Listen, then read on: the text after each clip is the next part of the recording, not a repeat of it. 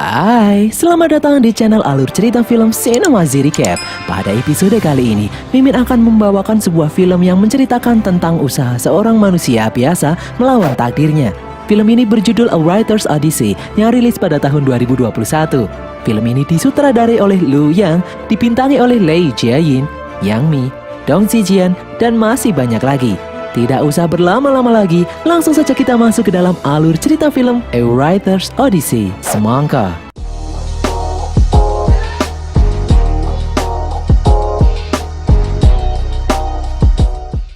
Seorang pria paruh baya yang bernama Guan Ming mengalami mimpi buruk. Dia melihat penampakan sebuah kota aneh dan gambaran seorang iblis. Guan Ming juga mendengar cerita putrinya yang hilang diculik 6 tahun lalu. Guan Ming sering memimpikan hal itu sejak putrinya hilang sampai saat ini.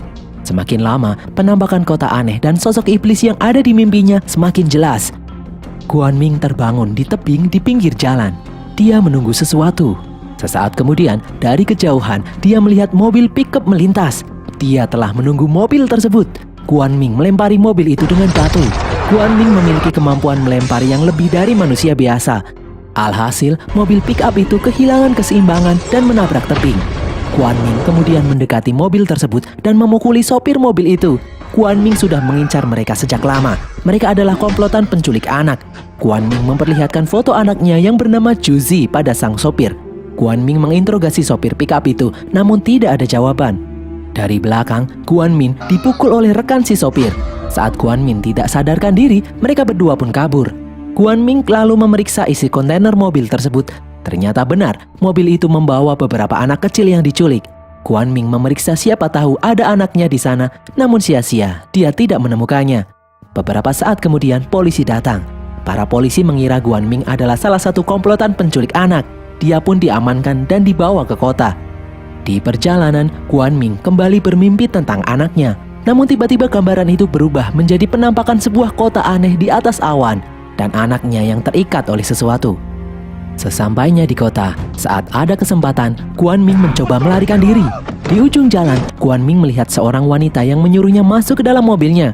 Guan Ming lalu berlari dan masuk ke dalam mobil wanita itu. Wanita itu membawa Guan Ming kabur. Wanita itu bernama Tu Ling. Di perjalanan, tanpa disangka, Tu Ling mengetahui jati diri Guan Ming. Dia tahu kalau Guan Ming masih berusaha mencari putrinya yang hilang sejak 6 tahun lalu. Tu Ling mengaku bisa membantu Guan Ming menemukan putrinya. Guan Ming yang masih kebingungan itu pun terpaksa ikut dengan Tu Ling. Berpindah di suatu tempat antah berantah, di dalam hutan, seorang pria yang bernama Kong Wen berlari menghindari kejaran pasukan iblis yang dipimpin oleh seorang pria tua. Di tepi jurang, Kong Wen terjebak. Dia tidak tahu harus kemana lagi. Beberapa saat kemudian, kakak perempuannya datang untuk menolong. Kakak Kong Wen menyuruh Kong Wen kabur dan mendorongnya hingga terjun ke sungai. Wanita itu lalu melanjutkan pertarungannya dengan para iblis yang mengejar mereka. Dari bawah, Kong Wen yang khawatir kembali memanjat tebing hingga sampai di tempat semula. Di sana Kong Wen melihat pemimpin pasukan iblis menusuk kakaknya hingga sekarat. Sebelum meninggal, kakaknya menyuruh Kong Wen untuk lari. Tidak disangka, si pria tua pimpinan pasukan iblis itu juga sekarat. Dia tertusuk pedang di punggungnya. Pria tua itu memperingatkan Kong Wen agar tidak macam-macam dengannya, atau bosnya akan memburu Kong Wen sampai ujung dunia dan memenggal kepalanya untuk dijadikan hiasan pohon. Namun karena emosi, Kong Wen malah mendekati si pria tua dan menusuk pria tua itu hingga tewas. Kong Wen lalu menguburkan kakaknya dan memberi penghormatan terakhir. Di saat Kong Wen akan pergi, dia mendengar suara-suara aneh. Kong Wen pun kebingungan. Suara itu berkata kalau Kong Wen tidak bisa lari. Dewa Redman akan mencarinya sampai ujung dunia dan akan membunuh Kong Wen. Mendengar suara itu, Kong Wen menyadari sesuatu. Tidak ada gunanya dia berlari lagi. Kong Wen kemudian membulatkan tekad untuk menghadapi Dewa Redman yang selama ini mengejarnya. Karena mau lari atau tidak, Kong Wen tetap akan mati. Di saat Kong Wen berjalan maju, armor besi di tubuh pria tua sebelumnya tiba-tiba lepas. Armor besi itu mendekati Kong Wen dan menempel di tubuhnya bagaikan parasit. Di dadanya keluar bola mata. Armor itu bisa bicara. Armor tersebut ternyata armor iblis yang turun dari neraka. Armor iblis itu mengaku tertidur selama 40 tahun saat dia menempel di tubuh si pria tua karena darah pria tua itu bau. Armor itu memakan darah Kong Wen dan merasa betah karena darah Kong Wen terasa segar. Mengetahui niatan Kong Wen ingin menghadapi Dewa Redman, armor itu tertarik dan bersedia membantu Kong Wen sebagai imbalan membiarkan dirinya memakan darah Kong Wen. Kong Wen pun terpaksa menurutinya. Mereka berjalan menuju kota awan di mana Dewa Redman berada. Sementara itu, Tu Ling membawa Guanming ke dalam sebuah gedung di kota Shanghai. Tu Ling dan Guanming melihat pimpinan perusahaan teknologi terbesar di Asia, Aladdin, yang bernama Li Mu sedang mempresentasikan produk barunya. Tu Ling kemudian memperlihatkan foto beberapa anak perempuan yang disinyalir salah satunya adalah anak Guanming. Guanming yang sejak 6 tahun lalu kehilangan putrinya itu tidak mengenali wajah putrinya lagi. Tu Ling kemudian menjelaskan kalau dia akan membantu Guanming dengan melakukan tes DNA, maka putrinya akan ketemu. Namun dengan satu syarat, Tu Ling ingin Guanming membantunya. Tu Ling lalu menyetel sebuah siaran streaming seorang pemuda yang sedang membacakan sebuah novel ciptaannya yang menceritakan kisah pemuda yang ingin melawan seorang dewa. Ternyata penampakan Kong Wen yang dikejar pasukan iblis barusan adalah cerita novel yang diceritakan oleh pemuda itu. Pemuda itu membawakan cerita petualangan Kong Wen secara live. Pemuda itu menceritakan bahwa Kong Wen akhirnya berjalan ke arah timur laut ratusan mil jauhnya menuju kota awan. Mendengar cerita itu, Guanming teringat sesuatu. Cerita itu mirip dengan apa yang ada di dalam mimpinya. Pria yang ada di layar itu lalu melanjutkan ceritanya dengan menyebut kalau kedatangan Kong Wen membuat Dewa Redman merasakan sesuatu. Dewa Redman merasakan pusing berat karena luka lama yang entah kenapa tiba-tiba terasa. Tepat di saat pemuda itu membaca cerita tersebut, pimpinan grup Aladdin, Li Mu, juga merasakan pusing kepala yang sangat berat hingga tumbang. Guanming kebingungan melihat kejadian itu. Di dalam ruang pemeriksaan, Tu Ling memeriksa keadaan bosnya. Li Mu kemudian menyuruh Tu Ling untuk tidak menyia-nyiakan waktu lagi. Dia ingin Guanming segera bekerja untuknya. Tu Ling kemudian keluar. Di depan, Tu Ling lalu memanggil Guanming. Di sini Tu Ling menjelaskan syarat agar Guanming bisa kembali berkumpul dengan putrinya. Tu Ling ingin Guanming membunuh seseorang. Guanming pun kaget mendengarnya. Tu Ling kemudian menjelaskan kalau sebelumnya dia meneliti beberapa orang yang memiliki kemampuan lebih. Dia juga meneliti kalau Guanming memiliki kemampuan dalam hal melempar benda. Akurasi Guanming sangat tepat, pasti dulunya tukang nyolong mangga milik tetangga. Tu Ling ingin Guanming membunuh pemuda yang membacakan novel yang barusan dia lihat. Tu Ling menjelaskan bahwa bosnya yakin kalau novel itu memiliki kekuatan magis dan berdampak pada kesehatannya. Setiap tokoh Dewa Redman dalam novel itu kesakitan, bosnya akan merasakan hal yang sama. Aneh memang, namun sudah 3 kali terjadi tepat saat si pemuda menyebut kalau tokoh Dewa Redman kesakitan. Saat itu juga si bos akan merasakan hal yang sama. Si bos takut jika pada akhir novel nanti Kong Wen akan berhasil membunuh Dewa Redman, maka si bos itu pun akan ikut-ikutan tewas. Guanming tidak percaya dengan penjelasan Tu Ling, namun Tu Ling menegaskan kalau dia tidak bisa apa-apa karena bosnya percaya hal itu 100%. Jika Guanming ingin bertemu anaknya, maka dia harus membantunya membunuh si penulis novel. Guanming kemudian terpaksa bersedia melakukannya. Tu Ling lalu mengirimnya menuju kota Beijing naik kapal. Novel pun berlanjut. Kong Wen menaiki kapal melintasi badai menuju kota awan. Pemuda penulis novel itu kemudian mengakhiri ceritanya. Pemuda itu juga bernama Kong Wen. Dia menamai tokoh utama dalam novelnya dengan namanya sendiri. Kong Wen yang kehabisan ide untuk melanjutkan ceritanya memutuskan untuk jalan-jalan. Ternyata Guanming juga sudah ada di sana. Dia mengikuti Kong Wen dari belakang. Dia mengikuti Kong Wen yang bermain sepak bola dan makan mie ayam. Dia terus mengikuti Kong Wen hingga masuk ke dalam sebuah perpustakaan tua. Di dalam perpustakaan, ternyata Kong Wen malah memperhatikan Guanming. Kong Wen ternyata telah menyadari dari awal kalau Guanming mengikutinya. Kong Wen mendekati Guanming dan bertanya kenapa dia mengikutinya. Guanming yang kebingungan berkata kalau dia adalah fans Kong Wen. Kong Wen pun girang mendengarnya. Akhirnya ada yang ngefans sama dia. Guanming terus mengikuti Kong Wen. Di jalanan, Tu Ling menelpon Guanming agar dia segera menyelesaikan pekerjaannya. Guanming menyuruh Tu Ling sabar karena dia tidak ingin mencolok. Di jalan, Kong Wen lalu mendekati Guanming dan mereka pun berkenalan. Tidak disangka, dari belakang datang mobil berkecepatan tinggi, hampir menabrak mereka berdua dan membuat mereka terlempar ke bawah tangga. Si sopir mobil yang merasa bersalah meminta maaf dan bermaksud memanggil polisi untuk membantu mendamaikan situasi. Namun sadar kalau dia adalah buronan, Guanming kemudian kabur. Kong Wen pun bingung. Di bawah, Kong Wen melihat buku diari milik Guanming. Kong Wen membaca buku itu yang berisi tentang mimpi Guanming mengenai penampakan kota awan di mimpinya. Kong Wen pun kaget. Dia merasa apa yang ditulis Guanming sangat mirip dengan gambaran kota awan yang ada di novelnya. Tulisan Guanming menginspirasi Kong Wen untuk melanjutkan ceritanya. Cerita pun berlanjut. Kong Wen masuk ke dalam kota awan. Dia berada di distrik naga. Di sana ramai sekali orang-orang seperti sedang mengikuti festival. Pria, wanita, tua dan muda mengikuti festival tersebut. Terlihat sebuah patung dewa Redmane raksasa di depan mereka. Mereka pun berlutut menyembah patung tersebut. Ternyata itu bukan festival biasa. Itu adalah persiapan untuk perang dengan distrik Baihan. Semua penduduk warga distrik naga membawa berbagai persenjataan untuk perang. Kota awan terdiri dari 18 distrik. Di bawah kepemimpinan Dewa Redmane, dia menyuruh distrik-distrik itu untuk saling berperang hingga tinggal satu distrik terkuat yang akan menguasai kota awan. Dewa Redmane adalah pemimpin gila yang suka dengan kekerasan. Di depan gerbang distrik Baihan, pasukan distrik naga bersiap-siap untuk menyerang. Para pemanah di sisi distrik Baihan bersiap-siap menerima serangan. Dan serangan pun dilancarkan. Para pemanah berhasil menghalau pasukan distrik naga yang menyerang. Lalu tiba-tiba, dari atas datang 3 balon udara raksasa berbentuk naga. Dari dalam balon itu, beberapa orang melempari gerbang distrik Baihan dengan bensin. Beberapa saat kemudian, dari sisi pasukan distrik naga, panah-panah api pun ditembakkan dan seketika membakar gerbang distrik Baihan. Gerbang itu pun runtuh. Para pasukan distrik naga lalu menyerang masuk. Distrik Baihan tidak mampu menghalau serangan tersebut dan membuatnya menjadi kacau. Seluruh penduduk distrik Baihan dibantai. Semua benda berharga milik penduduk Baihan dijarah oleh penduduk distrik naga. Saat Kong Wen sedang melihat-lihat, tiba-tiba datang beberapa kesatria merah melintas. Semua orang pun ketakutan dan bersujud. Kesatria merah adalah pasukan iblis milik Dewa Redmane. Mereka menyuruh para penduduk untuk memberlakukan jam malam. Tidak boleh ada orang berkeliaran di malam hari kecuali saat peperangan terjadi. Di dunia nyata, Guanming terbangun dari tidurnya. Dia ditemui Tu Ling yang memperingatkan Guanming agar jangan bermain-main dan segera menyelesaikan misinya. Guanming kemudian turun dan kembali menemui Kong Wen. Kong Wen mengembalikan buku catatan milik Guanming.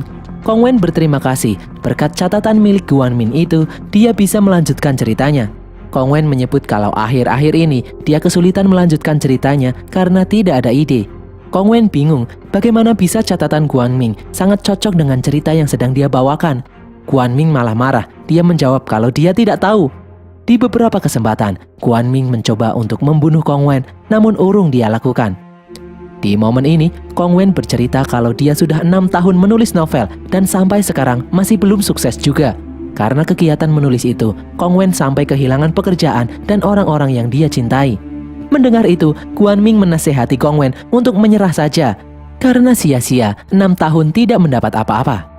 Kong Wen kemudian menjelaskan kalau apapun yang terjadi, dia tetap yakin suatu saat nanti dia akan bisa sukses selama dia masih terus menulis sampai suatu saat nanti. Setelah lama berjalan, Kong Wen tiba-tiba memiliki ide. Dia mulai menulis lagi. Cerita pun berlanjut. Di dalam kota awan, Kong Wen bertemu dengan seorang gadis yang sedang menyeret tubuh seseorang. Setelah dicek ternyata orang itu sudah tewas. Sang gadis pun sedih karena hanya dia satu-satunya keluarga yang tersisa. Kini gadis itu pun sebatang kara. Setelah menguburkan saudara si gadis, untuk penghormatan terakhir, gadis itu melantunkan lagu dengan menggunakan seruling dengan sangat merdu. Suara seruling sampai di telinga salah satu kesatria merah. Kesatria merah itu kemudian datang di hadapan Kong Wen dan sang gadis. Kesatria merah itu bergerak dengan aneh. Kong Wen dan gadis itu pun kabur. Mereka berdua dikejar oleh kesatria merah. Kong Wen berlari melewati gang-gang. Si kesatria merah itu tidak mau berhenti. Dia terus mengejar. Kong Wen lalu naik ke atas atap. Namun si kesatria merah itu masih terus mengejarnya. Kesatria merah itu menembus rumah-rumah dan terus mengejar Kong Wen. Di dalam gang, setelah menarik tas milik Kong Wen, sejenak kesatria merah itu berperilaku aneh. Melihat kesempatan tersebut, Kong Wen menyabetkan pedang miliknya di topeng kesatria merah itu hingga pecah. Terlihat wajah seorang pria yang berdarah di balik topeng. Kesatria merah itu kemudian mencabut kapaknya dan berniat membunuh Kong Wen. Namun dari belakang, si gadis menghentikannya. Kesatria merah itu lalu berbalik, berjalan mendekati si gadis. Namun keanehan terjadi. Setelah matahari terbenam, kesatria merah itu terdiam, tidak bergerak. Kong Wen kemudian mengajak si gadis berlari menyelamatkan diri. Kembali ke dunia nyata, Melihat ada kesempatan, Guan Ming melempari Kong Wen dengan bebatuan. Kong Wen pun kesakitan. Dengan jurus melempar mangga tetangga, batu itu tepat mengenai kepala Kong Wen. Kong Wen kemudian pingsan. Guan Ming lalu mendekati tubuh Kong Wen. Melihat Kong Wen masih bergerak, dia bermaksud akan membunuh Kong Wen. Namun di saat yang sama, dia mendengar suara seseorang menyanyikan lagu yang biasa dia nyanyikan untuk mengiringi putrinya tidur. Guan Ming pun terkejut. Dia pun pergi menelusuri asal suara tersebut hingga masuk ke dalam gang. Di depan Guan Ming, dia melihat seorang pemuda tidak dikenal yang menyanyikan lagu itu. Guan Ming lalu bertanya, siapa yang mengajari pemuda itu lagu untuk putrinya Jusi. Namun pemuda itu malah ketakutan dan lari terbirit-birit. Guan Ming mencoba mengejarnya namun gagal. Guan Ming malah tersesat. Tidak disangka, dari kejauhan, Guan Ming melihat si penculik anak yang sebelumnya dia pukuli. Tanpa pikir panjang, Guan Ming langsung mengeluarkan jurus melempar mangga. Guan Ming kemudian bertarung dengan si penculik. Guan Ming kemudian melempari si penculik hingga kesakitan. Guan Ming bertanya, di mana orang itu membawa putrinya 6 tahun lalu. Penculik itu lalu menjawab kalau dia tidak tahu. Dia teringat dulu 6 tahun lalu saat pertama kali menculik, dia menyuntikkan bius pada seorang gadis. Dan karena masih amatiran, dosis yang dia beri terlalu banyak dan membuat gadis itu tewas. Guan Ming kemudian kaget mendengarnya. Dia marah besar. Guan Ming mencekik si penculik dengan sangat keras. Dia histeris mengetahui putrinya telah tewas. Lalu tiba-tiba datang Tu Ling menendang Guan Ming. Di pinggir jalan, Limu menyuruh Tu Ling meyakinkan Guan Ming agar mau melanjutkan misinya. Tu Ling lalu mendekati Guan Ming yang sedang putus asa, menjelaskan kalau bisa saja apa yang dikatakan si penculik barusan tidaklah benar. Dia salah orang. Namun Guan Ming malah emosi, ingin membunuh si penculik. Tu Ling yang kehabisan akal kemudian menyuruh Guan Ming membatalkan misi karena melihat kondisi Guan Ming. Tu Ling kemudian menjelaskan kalau si penculik juga kini sudah diamankan oleh polisi. Tidak disangka, Guan Ming malah berkata, jika nanti dia berhasil membunuh Kong Wen, maka Tu Ling harus membantunya membunuh si penculik, karena nyawa harus dibalas nyawa. Guan Ming kemudian pergi. Beberapa saat kemudian, sang bos, Limu, datang. Dia memarahi Tu Ling yang ingin membebaskan Guan Ming. Di hadapan sang bos, Tu Ling sadar kalau bosnya berbohong, bahwa nyatanya putri Guan Ming memang belum ditemukan sampai saat ini. Limu memanfaatkan kesedihan Guan Ming untuk membunuh seseorang. Limu kemudian berkata, untuk apa Tu Ling kasihan pada Guan Ming? Bukannya Tu Ling sendiri dulu adalah anak buangan yang tidak diperhatikan orang tuanya hingga diculik orang lain. Untuk apa mengasihani orang tua yang tidak becus mengurus anak seperti Guan Ming? Limu kemudian pergi meninggalkan Tu Ling. Cerita dalam novel pun berlanjut. Di jalanan, si gadis bercerita pada Kong Wen kalau dulu sang kaisar memiliki 2 jenderal favorit. Mereka adalah Red Man dan Chiu Tian. Pada suatu masa, kaisar menghilang tanpa kabar. Red Man kemudian menggantikannya memimpin. Orang-orang yang menentang kepemimpinan Red Man dibunuh dan dipenggal. Jenderal Chiu Tian yang mendengar kejadian ini lalu menemui Red Man. Red Man menyuruh Chiu Tian yang sudah dia anggap seperti saudaranya sendiri untuk bergabung dengannya dan akan dia jadikan sebagai Perdana Menteri. Namun Chiu Tian menolak dan mulai melawan Red Man. Chiu Tian akhirnya terbunuh dan Red Man menyuruh anak buahnya memusnahkan semua anggota klan Chiu Tian sampai habis. Di depan rumahnya, si gadis menjelaskan kalau dia sebatang kara. Beberapa tahun lalu, orang tuanya pergi mencari makan malam dan melewatkan jam malam. Alhasil mereka berdua tidak pernah kembali sampai saat ini. Gadis itu sangat merindukan orang tuanya. Beberapa saat kemudian, beberapa orang dari distrik Naga datang bermaksud menjarah rumah si gadis. Karena tidak berhasil menemukan barang berharga, orang-orang itu bermaksud membunuh Kong Wen dan si gadis. Tidak disangka, mata di dada Kong Wen bergerak. Armor iblis itu bangun dari tidurnya. Di dunia nyata, Guan Ming menemui Kong Wen yang sudah sembuh di atas sebuah gedung. Di sana Kong Wen bercerita kalau sebelumnya ada seseorang yang tidak terlihat melemparinya hingga pingsan. Sesaat Kong Wen merasa kalau mungkin mati lebih baik daripada menjadi orang yang tidak berguna. Kong Wen lalu berdiri di tepi gedung. Dia berkata, jika saja ada orang yang mendorongnya, dia pasti akan mati. Guan Ming lalu berjalan bermaksud mendorong Kong Wen. Namun Kong Wen menjelaskan kalau dia tidak bisa mati dulu karena dia sedang memasukkan karakter Guan Ming ke dalam novelnya. Kong Wen terinspirasi dari catatan diari milik Guan Ming. Guan Ming yang kaget kemudian membaca catatan yang ditulis oleh Kong Wen. Kong Wen menyebut kalau sosok kesatria yang menyerang si gadis dia ciptakan memiliki luka di pelipis mata sama seperti Guan Ming. Kong Wen lalu menjelaskan kalau si kesatria merah tertarik dengan seruling milik Juzi. Suara seruling Juzi membuatnya bereaksi. Guan Ming semakin kaget. Ternyata Kong Wen menamai karakter si gadis dari distrik Baihan dengan nama Juzi, nama yang sama dengan putrinya yang hilang, Juzi. Guan Ming kemudian semakin yakin di dalam novel yang ditulis Kong Wen memiliki hubungan dengan apa yang ada di dalam mimpinya. Guan Ming lalu bertanya, apakah novel karangan Kong Wen itu bisa mengubah kenyataan? Kong Wen kebingungan menjawabnya. Lagi pula saat ini dia sedang kehabisan ide untuk melanjutkan ceritanya. Dia sedang stuck di dalam cerita saat Juzi dan Kong Wen dikepung orang. Dia bingung cara melanjutkan cerita itu. Guan Ming kemudian memberi ide mengenai armor iblis yang dikenakan oleh Kong Wen. Kong Wen pun terkejut dan terinspirasi. Dia terpeleset dari atas gedung, namun Guan Ming berhasil menangkap dan menyelamatkannya. Cerita dalam novel pun berlanjut. Di tengah-tengah kepungan warga distrik Naga, armor di tubuh Kong Wen bereaksi. Armor itu menunjukkan wujud aslinya. Sang iblis bermata satu.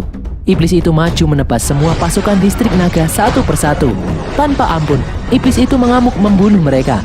Iblis itu menyelamatkan Kong Wen yang terdesak, membunuh semua musuh, hingga tersisa satu orang anak kecil warga distrik Naga. Iblis itu hendak membunuh anak tersebut, namun tidak disangka tangannya tidak bisa digerakkan. Ternyata Kong Wen bisa mengendalikan tubuh si iblis. Kong Wen kemudian menyuruh anak itu untuk pergi.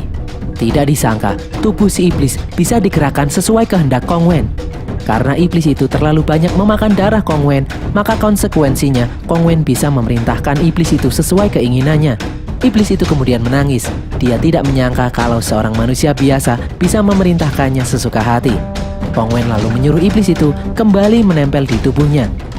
Di dunia nyata, Guan Ming menelpon Tu Ling, menjelaskan kalau dia tidak jadi membunuh Kong Wen. Guan Ming akan membantu Kong Wen menyelesaikan novelnya. Meskipun dia tidak bisa bertemu putrinya Juzi di dunia nyata, setidaknya Juzi bisa hidup abadi di dalam novel buatan Kong Wen. Di dalam kamar Kong Wen, Guan Ming mendampingi Kong Wen menyelesaikan novelnya. Guan Ming melihat sebuah foto. Kong Wen lalu menjelaskan kalau itu adalah foto ayahnya dan rekannya yang bernama Limu saat mereka berdua merintis bisnis Aladin pertama kali. Suatu ketika, mereka berdua mengalami kecelakaan dan ayah Kong Wen meninggal dalam kejadian itu. Di luar rumah, Tu Ling mendengar percakapan tersebut. Di dalam, Guan Ming menyadari sesuatu. Dia menyuruh Kong Wen berkemas dan pergi menuju tempat yang aman. Di jalanan, Tu Ling yang baru saja mendengar fakta mencengangkan menelpon bosnya Limu. Tu Ling curiga ada motif lain yang membuat Limu sangat ingin membunuh Kong Wen. Tu Ling curiga kalau Limu menyembunyikan sesuatu padanya. Tu Ling menyatakan mundur dan tidak ingin membantu Limu lagi. Di dalam mobilnya, keluar darah dari hidung Limu yang menandakan penyakitnya semakin parah. Di tempat lain, Tu Ling disetrum oleh seseorang dan kemudian memasukkannya ke dalam mobil. Di depan mereka, Guan Ming dan Kong Wen masuk ke dalam taksi. Mereka pun mengikutinya dari belakang. Guan Ming mengajak Kong Wen masuk ke dalam perpustakaan. Di dalam, Kong Wen lalu melanjutkan untuk menulis. Sementara itu Guan Ming menyiapkan bola-bola untuk berjaga-jaga. Cerita dalam novel pun berlanjut. Malam itu, tidak disangka Kong Wen dan Juzi dengan mudah berhasil masuk ke dalam istana Dewa Redmin. Kong Wen menyuruh Juzi pulang, namun Juzi penasaran karena konon katanya orang-orang yang menghilang dibawa ke dalam istana menjadi budak Redman. Juzi ingin mencari orang tuanya di sana. Mereka berdua membuka sebuah gerbang. Tidak disangka, di hadapan mereka ada ribuan pasukan kesatria merah terduduk diam. Kong Wen memberanikan diri mendekati salah satunya. Kesatria merah itu ambruk setelah disentuh. Kong Wen lalu mendorong yang lainnya dan akhirnya dia menyadari sesuatu. Kenapa Dewa Redmin melarang para warga keluar di malam hari? Itu karena pasukan kesatria merahnya tidak bisa bergerak di malam hari. Redman tidak ingin orang-orang mengetahuinya. Kembali ke tempat Guan Ming berada, dari jauh dia melihat beberapa orang memasuki perpustakaan. Dia pun memeriksanya, dan ternyata benar sekali, dua orang bermaksud membunuh Kong Wen. Guan Ming melempari mereka berdua. Salah satu orang menyetrum Guan Ming dengan alat di perutnya. Dengan jurus melempar mangga, Guan Ming berusaha bertahan. Cerita novel pun berlanjut. Di tengah jalan, Kong Wen berkata pada armor iblis di tubuhnya agar dia mau membantunya. Setelah Redman mati, Kong Wen akan membebaskannya. Di dalam perpustakaan, si manusia listrik berhasil menemukan tempat persembunyian Guan Ming. Guan Ming menggunakan bola terakhirnya, namun pria itu berhasil menghindar. Orang itu lalu meningkatkan arus listrik dari alat miliknya dan menyentuh tangan Guan Ming. Tidak disangka, sentuhan itu membuat alat listriknya menjadi korslet. Dia pun kosong sendiri. Ternyata Guan Ming menggunakan sarung tangan karet. Di dalam novel, Kong Wen dan Juzi masuk ke dalam gua. Mereka mendengar genderang sangat kencang, namun tidak ada siapapun di sana. Kong Wen berteriak menantang Dewa Redman untuk muncul di hadapannya. Juzi kemudian menyadari sesuatu, bahwa suara yang mereka dengar bukanlah suara genderang, melainkan suara detak jantung monster yang ada di hadapannya. Monster itu bergerak bangkit. Itu adalah Dewa Redman. Di dalam perpustakaan, Guan Ming melempari satu musuh yang tersisa. Tidak disangka, orang itu menyuntikkan doping ke dalam tubuhnya dan membuatnya memiliki kekuatan super. Dia berlari dengan sangat cepat dan memukul Guan Ming dengan sangat kencang. Dari dalam mobil, Tuling yang kembali sadar mencoba membebaskan diri. Di dalam perpustakaan, di saat Guan Ming terpojok, Tuling datang menyelamatkannya. Tuling bertarung dengan si penjahat yang tersisa itu. Tuling tidak kuasa melawannya. Di saat penjahat itu akan memukul Tuling, Guan Ming melempar bola ke arahnya. Orang itu berhasil memukul bola, namun ternyata bola itu ada dua. Bola itu tepat mengenai jidat si penjahat dan membuatnya tumbang. Cerita novel berlanjut. Redman mengenal aroma tubuh Kong Wen. Redman menjelaskan kalau Kong Wen adalah anak rekannya dulu yang bernama Jiu Tian. Redman lalu mengajak Kong Wen ke suatu tempat. Di depan sebuah pohon, Redman menjelaskan kalau di bawah pohon itulah jasad Jiu Tian dikuburkan. Dulu saat dia berwujud manusia, Jiu Tian sudah seperti saudara baginya. Mereka berdua bertempur dan menghabiskan waktu bersama. Namun Jiu Tian menolak tunduk padanya. Maka Redman terpaksa membunuh Jiu Tian. Kini dengan bantuan iblis, Redman berubah menjadi makhluk kuat yang tidak terkalahkan. Kong Wen dan armor iblis berpencar menyerang Redman. Ukuran Redman yang besar membuat Kong Wen dan armor iblis kesulitan. Kong Wen dan armor iblis bahu-membahu menyerang Redman. Namun sia-sia, Redman terlalu kuat bagi mereka. Redman menggenggam Kong Wen dengan erat hingga Kong Wen kesakitan. Dari bawah, pedang milik armor iblis membebaskannya. Redman yang marah kemudian meremuk armor iblis hingga hancur lebur. Armor iblis kini tinggal serpihan. Saat Redman akan membunuh Kong Wen, dari belakang terdengar suara seruling. Ternyata itu adalah Juzi. Juzi teringat pesan ayahnya dulu. Jika dalam bahaya, ayahnya menyuruh Juzi meniup seruling, maka ayahnya akan datang membantunya. Redman yang terganggu lalu mengeluarkan tentakel dan memasukkan Juzi ke dalam perutnya. Di perpustakaan, seseorang masuk dan menusuk perut Kong Wen. Tuling kemudian melumpuhkan orang tersebut. Kong Wen kemudian dibawa ke rumah sakit. Di rumah sakit, tidak disangka Li Mu datang menemui mereka. Di depan Li Mu, Guan Ming sadar kalau semua ini adalah jebakan. Li Mu mengatur agar Kong Wen memasukkan karakter yang bernama Juzi, mirip seperti nama anaknya. Jika Guan Ming berhasil membunuh Kong Wen dan kemudian Li Mu membunuh Guan Ming, maka polisi akan menganggap Guan Ming bunuh diri setelah berhasil membunuh penculik anaknya. Li Mu kemudian menjelaskan kalau dia ingin membunuh Kong Wen dan menyingkirkan Kong Wen dari ahli waris perusahaan Aladdin. Beberapa saat kemudian, Guan Ming sadar kalau mimpinya selama ini mengirimnya menuju titik saat ini dia berada. Ternyata dia ditakdirkan bertemu Kong Wen untuk membantunya menyelesaikan novel ciptaannya. Guan Ming percaya dengan menyelesaikan novel itu, dia bisa menyelamatkan Juzi dan membuatnya hidup kembali. Li Mu berusaha merebut laptop dari tangan Guan Ming, namun Tuling melemparnya dan memukulinya. Guan Ming kemudian melanjutkan menulis novel itu, dan cerita pun berlanjut. Di dalam perut Redman, suara seruling dari Juzi masih terdengar. Di sana, Juzi masih hidup. Lalu tiba-tiba dari jauh datang asap berwarna merah. Itu adalah kesatria merah. Ternyata dia adalah ayah Juzi yang dulu diculik dan dijadikan budak oleh Redman. Berkat suara seruling, ayah Juzi kembali sadar dan kemudian menyerang Redman. Ayah Juzi menembaki Redman dan membuatnya kewalahan. Di saat lengah, Redman menyerang ayah Juzi. Redman menghajarnya bertubi-tubi. Ayah Juzi masih bisa bangkit dan melawan. Saat Redman melemah, ayah Juzi mengajak Kong Wen membantunya mencabut pedang yang menancap di jidat Redman. Redman kemudian bangkit dan memukuli ayah Juzi berkali-kali lagi. Di saat Kong Wen akan bangkit, ternyata armor iblis masih hidup. Dia kembali menempel di tubuh Kong Wen. Armor iblis membuat Kong Wen naik ke atas pohon.